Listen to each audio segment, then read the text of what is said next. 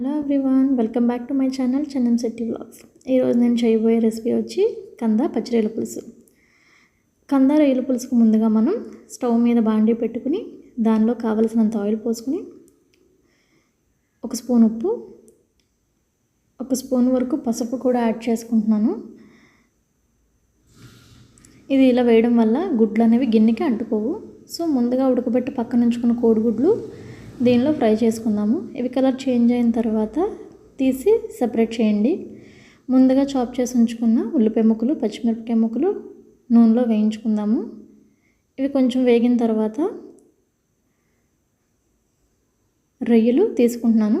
ఎక్కువ అవసరం లేదు పులుసు కాబట్టి, ఒక 10-15 లెక్కగానే తీసుకుంటున్నాను.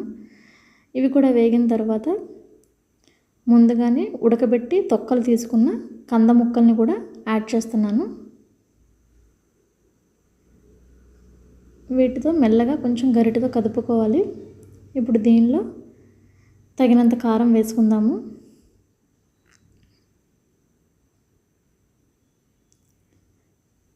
కారం వేసిన తర్వాత కొంచెంగా కలుపుకొని ఒక 5 మినిట్స్ దీన్ని సిమ్లోనే ఉంచుదాము.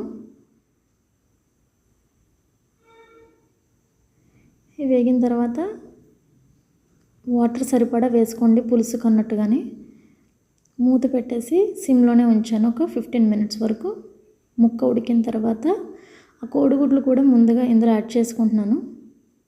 ఇప్పుడు దీనిలో పక్కన ఉంచుకున్న చింతపండు రసం కూడా యాడ్ చేసుకుంటున్నాను.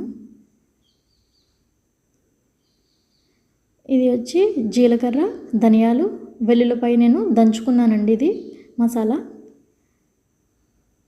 కచ్చా పచ్చాగా దంచుకున్నాను. ఇప్పుడు దీనిలో కొత్తిమీర, అలాగే నేను దంచుకుని ఉంచుకున్న మసాలా ఉంది కదా, అది కూడా యాడ్ చేస్తున్నాను లాస్ట్లో. ఇది వేసుకోవడం వల్ల మనకి కర్రీ సేమ్ చేపల కూర టేస్ట్ లాగే ఉంటుంది. ఒక్కసారి ట్రై చేస్తే మీకే తెలుస్తుంది. ఒక 5 మినిట్స్ తర్వాత స్టవ్ ఆఫ్ చేసుకోండి.